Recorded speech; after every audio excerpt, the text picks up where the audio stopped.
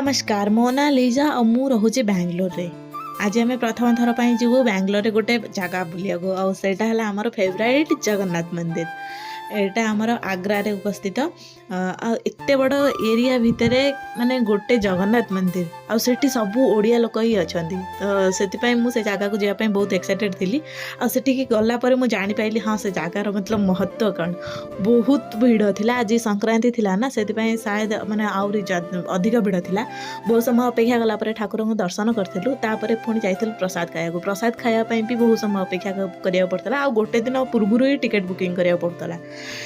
प्रसाद रे सब यही सब खाया प्रसाद तो बहुत माने स्वादिष्ट था। तापर एठी सेठी बुलाबुली करी टुंगु पाई किछि खेलना आनथिलु कहीं ना तार किछि भी खेलना ना से बहुत बोरिंग हो जाउछ। तुलसी गछ नहीं कि घर को आसते देखा नेक्स्ट व्लॉग में। राधे राधे।